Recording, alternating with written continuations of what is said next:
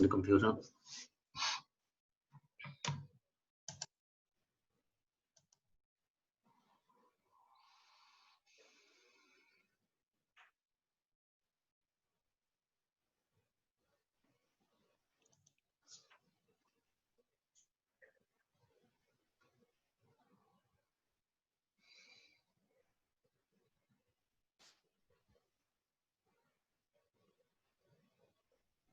There is about a 5 to 7 second delay, Richard, so my voice rather than the image on the screen is what you'll see. Are you with me? Yeah. Okay.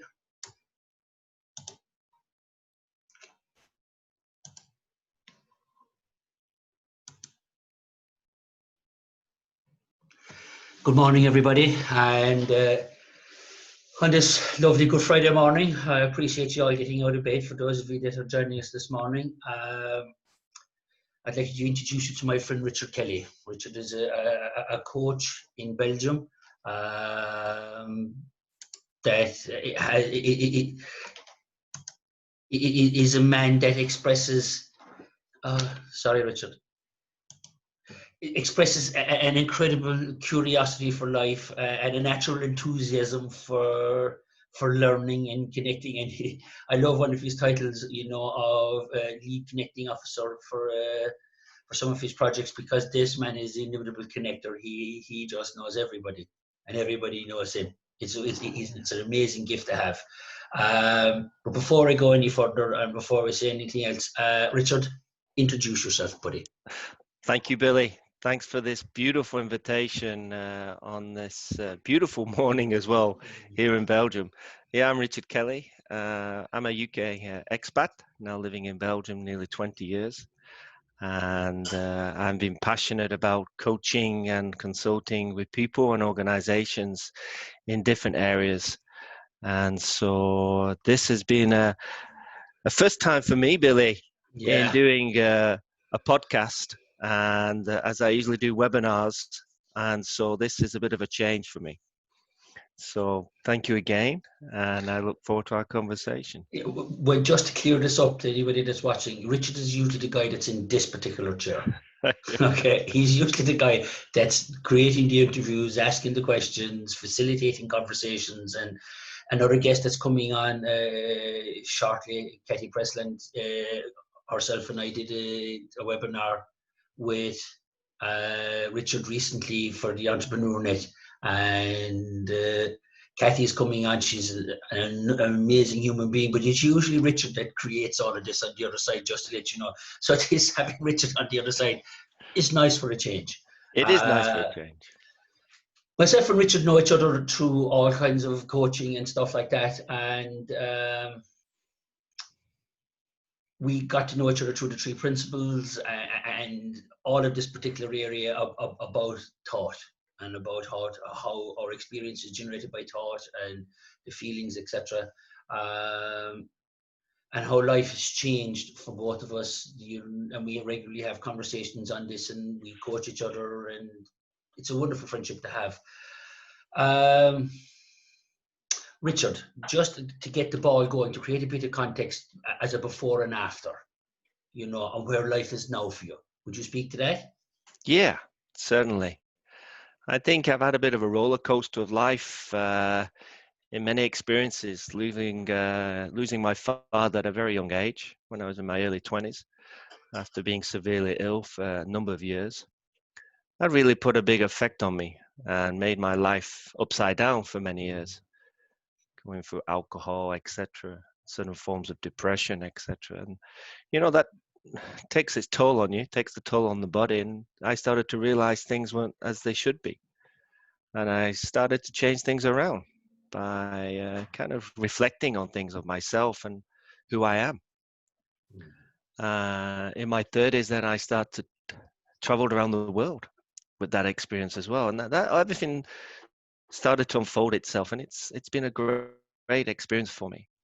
And I think the last experience I can share with people is, 10 days ago, my mother passed away. Yes. And it was a shock and also a frustration. And I remember speaking to you about that as well. Mm. And it was comforting to have the connection that I have in the three principles of people there supporting me. I really appreciate the times that they took to just listen to me and to share the experience that I was going through. She was a great lady, Mm. and actually more great than I thought she was. That's amazing to hear and see, and to listen to people who phone me and email me to say, hey, your mother was a great lady. She supported us in our families, etc. Mm. And that's comforting to know that she wasn't just there for us, she was there for other people. Mm. And it was really appreciated. It really was, Billy. It was a beautiful thing. She had her problems, and yet for me personally, I'm grateful, very grateful for her in my life and for the experience she gave me, the warmth she gave me, the love she gave me. It Mm. was so moving Mm. and so touching that, she's never forgotten. And nor's my father. They were great, Yeah. great people. Richard, yeah, and like again, once again, my condolences on the loss of your mum. Been there, and ultimately, grief usually, the farther into this we get, it really does become an expression of the loss of that person in our life. But but it's also part of the expression of the love we have of that person. When grief is and loss aren't necessarily just isolated on their own, as I see it, but they are as a part of the bigger expression of love. Um, you spoke about in the middle of that, which I always, and people will know this is one of my favorite things. We spoke about gratitude. You said about being grateful. I'd love to hear your version of what it means to you, how you see gratitude, how it plays out in your life. It's for me being grateful, gratitude.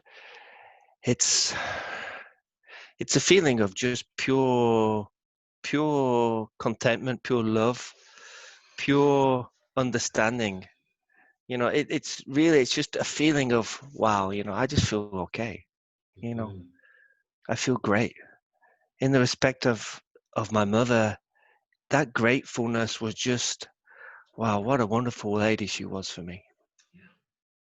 And I really was privileged to see her with my partner just 5 weeks before in Mm. February, Mm. of having them 4 days with her and experiencing slowing down and really being present with her, sharing the moments of laughter and love, but also the crying, the experience of what she was going through and what we were going through. It was so rewarding and so yeah, being there in that moment. Mm. That's presence. Yeah, to me, the understanding of presence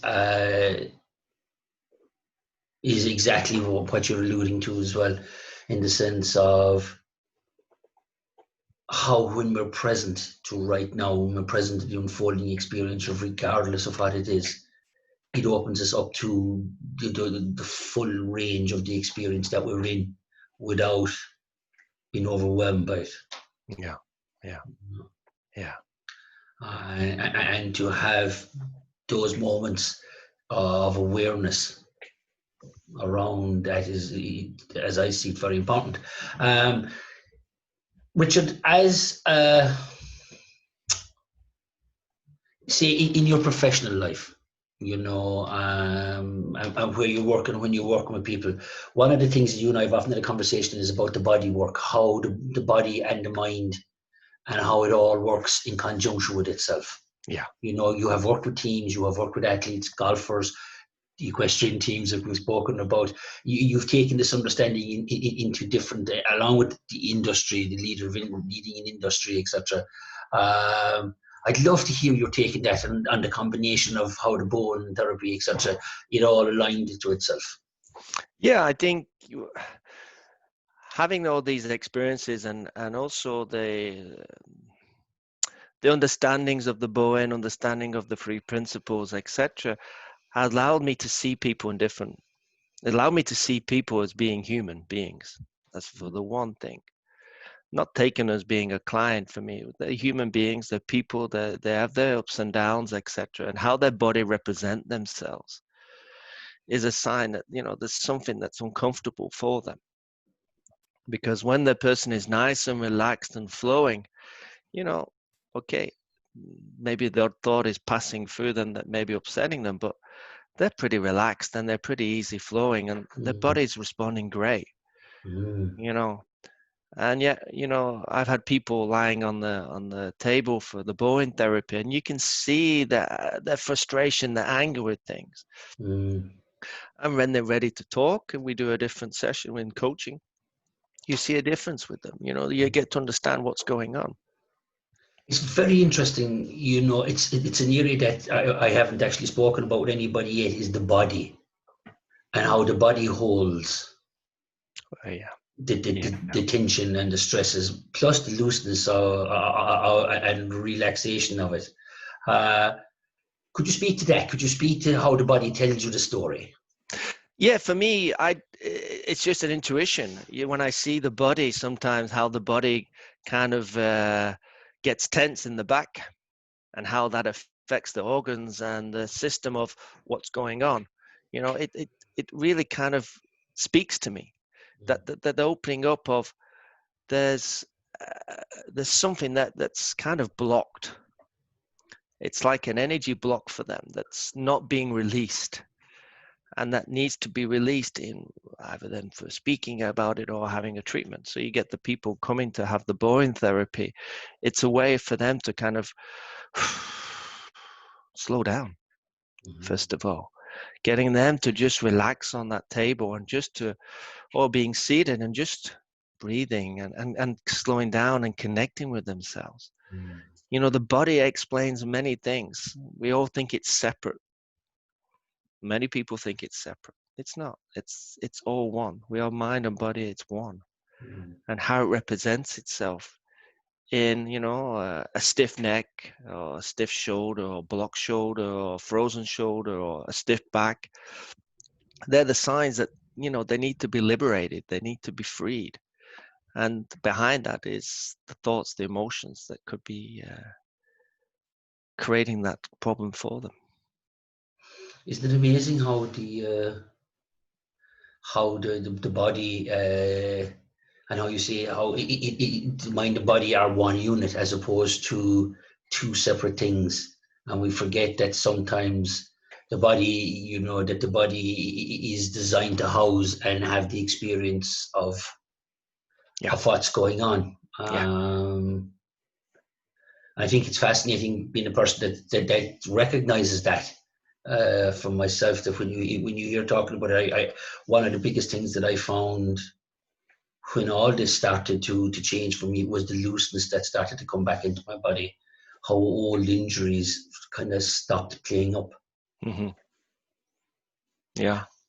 Could you speak to that, Richard? Yeah, I think we kind of complain a lot about the body.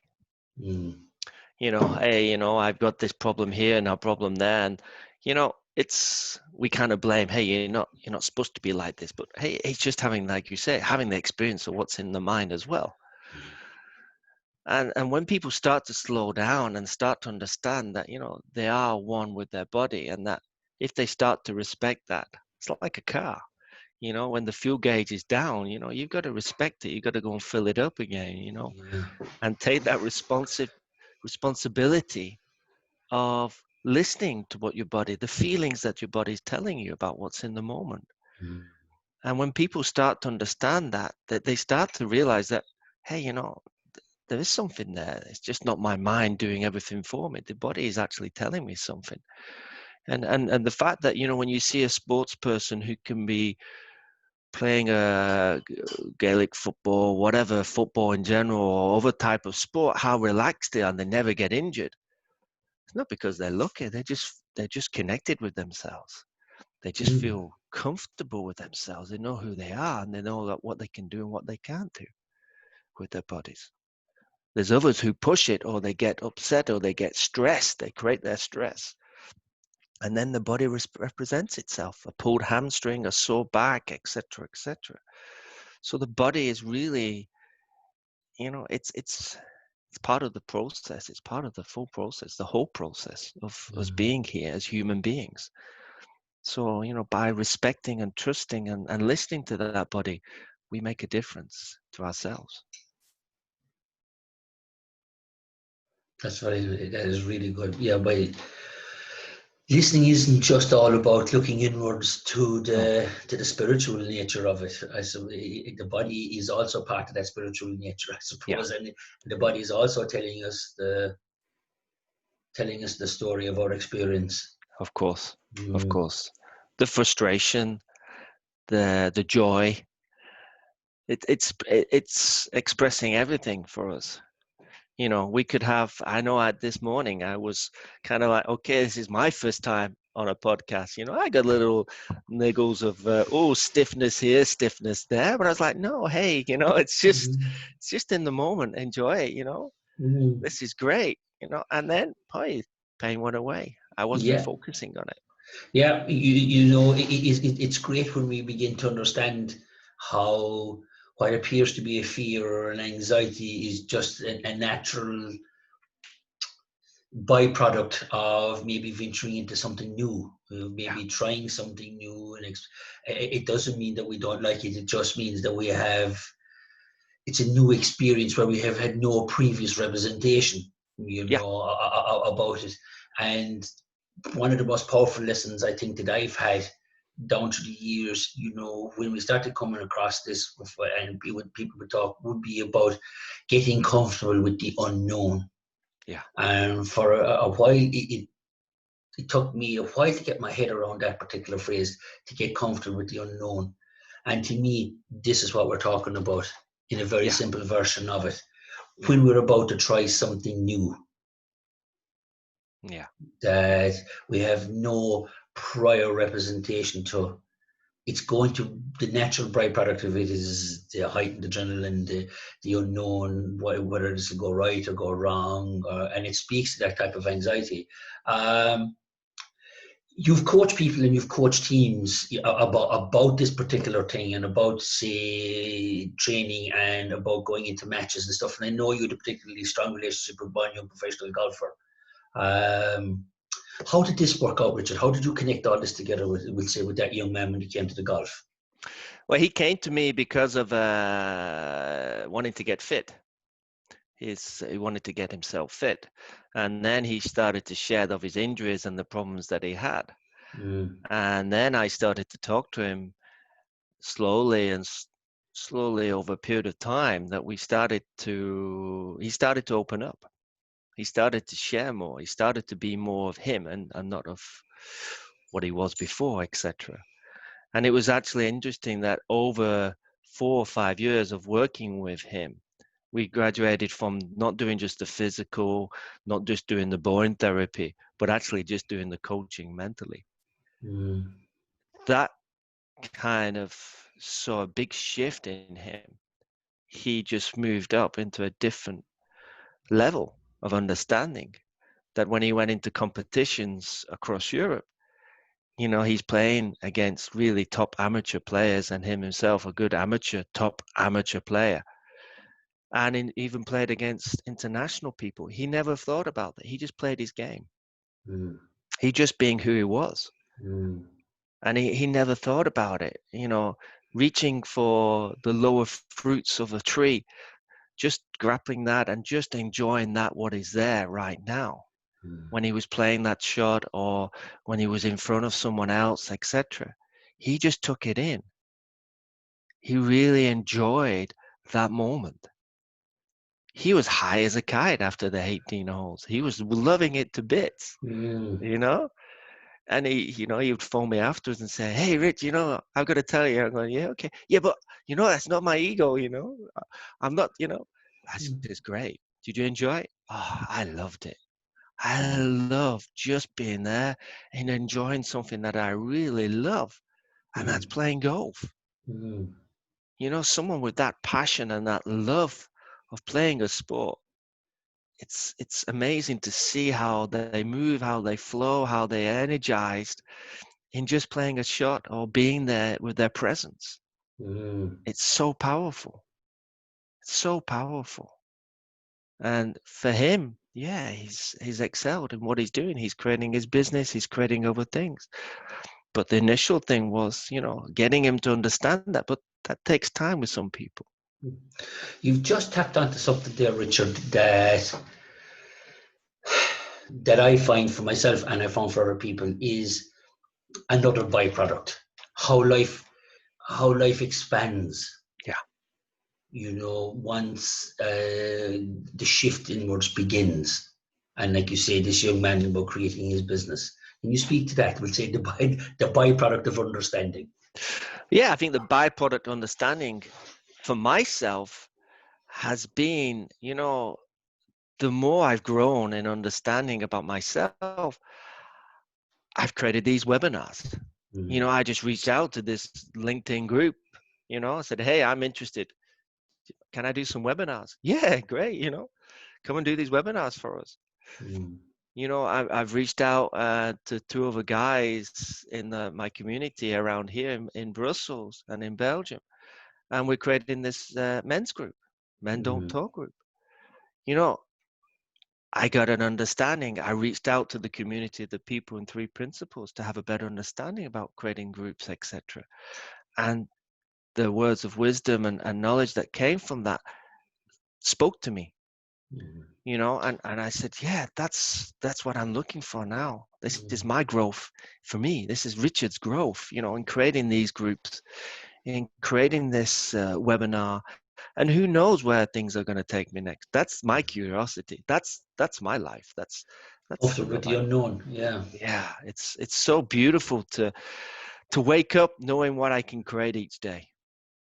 yeah. What can I And create?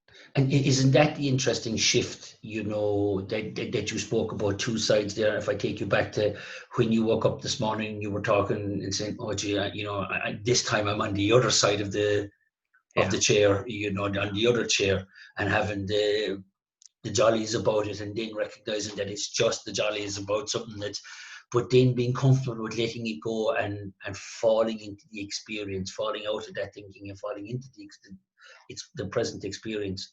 yeah, But how also then on the bigger version of that is the openness to create yeah. It's without the beautiful. outcome. Yeah, yeah. You And know, and willing that's to why go on. Sorry, and Richard. that's why, sorry, Billy, that's our little time like there. It's that's why I love what you're doing for the community here with your 30-minute show. It's absolutely Thanks, Richard. wonderful. I know you shared about this before and to me we're in our conversation and that's the curiosity, that's the energy. You know, that's what life's about. It's just going for it, having fun and just seeing what comes out of it. Yeah. And it's wonderful what you've done here for the community and bringing all these beautiful speakers on board. I have been blessed, Richard, you know, along with you and so many that have agreed to come on, that have come on, and there's so much more to go on. And as I've spoken about, it just is about the service. You know, Yeah, with no, when I started this, and like Dominic said it the other day, it just begun simply as a service and to yeah, see what I could do. And it's opened up so much yeah, as part of that creation, yeah, technical knowledge and um, new contacts with people, new conversations with people I never had previous. I may have had online, but not before. The amount of people that have reached out to me and thanked me and say, you know, and none of this even came into the equation when I began this yeah, process. yeah. This was about how best I can serve. Let's do this and see what shows up. Exactly. That's it. Exactly. Yeah, You yeah, know, intended outcomes are you know, are important, you know, for short-term goals and stuff like that, but if we attach ourselves to it must be this way, then we forget that there's so much that we can encompass in a given moment. There's so many opportunities, Billy, Mm, and they're there every moment. Huh? yeah. And who knows where it's going to take you with your podcast? We don't know. You don't know. It's the energy that you're creating. That's the beauty of it. It's the pure energy that you are putting into it, and it's making you grow. And that's the same for me. You know, the fact that I do all these different types of projects and ideas that come to me and go, hey, okay, let's contact these people. Mm, You know, I remember reaching out to Dominic for the first webinar that I did with Bart Luz, and Dominic was saying, you know, out of X million of people, you just chose me. That's mhm, great. mhm, You know, he got curious. I get curious because, you know, we don't know where it's going to take us next. mm, And the friendship you create from that, and the love that you create with other people, the energy you create for other people, the enthusiasm that is there, mm, it just comes out and it just flows in so many different ways. And that's the beauty of it. That's the beauty. And going back to, you know, when my mother passed away, reaching out to that community of people that I could just talk to by just phoning up, that for me is just beautiful. It's just a service of people just being there with nothing else but just being there for you. mm. And that's, you know, that's the beauty of where we are now in this life. This is my life and your Yeah. life. It brings to mind, as you were saying that, Richard, you know, the arc of a lot of the conversations that have happened so far has been about in loving service, as Steve would put it, um, but in loving service to ourselves and to others. And like Jackie and myself were talking about it yesterday, at the end of the day, when you strip it all away, it does begin with love. Yeah. Yeah. It does begin with love for ourselves, and then the outward expression of that, and that outward expression of that manifests itself in growth and in curiosity Yeah. and expansion into creation, and it is quite an extraordinary thing. And the reflection of what you're saying, that the more you decided to pursue this and the more you allowed your curiosity, it opened you up into a much wider community, into a much wider world, that Yeah. when challenges that you met, in deep personal challenges like in the passing of your mother and stuff, that community was simply there to support you and carry you, which is something that was created from a place of love to start out with anyway. Yeah. Love for Exactly. yourself, a love for growth, a love for understanding. Um, and it does. I find myself talking about love again this morning, my favourite subject, I suppose, at the end of the day. And I suppose this whole project is about that loving service and about what can be created from that loving service. I really don't know what to say after that, Richard, truthfully. It's, I feel very, at this moment in time, very, very energized with love. Mm, Just having this moment with you. mm, Every time we speak, it's pure love and pure energy. And having this opportunity to be here in front of you and with all these other people watching, and to just share that, you know, we're two men just appreciating each other, just yeah. appreciating life, appreciate who we are and where we are at this Mm, moment in time. And who knows what happens tomorrow? We can mm, just create it right now. mm. That's the power and the beauty of love and energy, that, you know, what we create right now is going to create something in this future life that we have. It's it's interesting you saying that, Richard, because we often speak about the ripples of presence and the understanding of presence and how things are, you know, when real healing begins, and how when we open up ourselves to our own love, etc., how it heals the past and how it heals all the old wounds, but it also heals the future. Yeah. It Yeah. also heals the future, and it heals it from now. Yeah. Right. And I'm just reminded of that, like as you're talking there about the fact that in loving creation right now works out into the future. and you're a perfect example of, like I say, when you did all of that and when you had the passing of your mum and stuff, how that ripple outwards over the last couple of years came back to hold you Yeah. when you needed it, Richard, I'm conscious of the time, we're at the half-hour mark. If people want to find you, Richard, to kind of further your conversations with the men's group for men out there, also I might add that Richard and his partner live in a beautiful old restored abbey in Belgium. It is just so gorgeous. And Richard has a lot of work done to run retreats there and stuff. Richard, would you just, before you go, give it a plug? Yeah, thank you, Billy. Give it a plug. Yeah, we've got an old abbey. My partner has the old abbey there in near to Charleroi, and so we're going to be creating some gîtes, etc., so that we can have people coming for retreats because of the spiritual aspect of it, but also the beautiful garden that's been created, etc., and the building itself.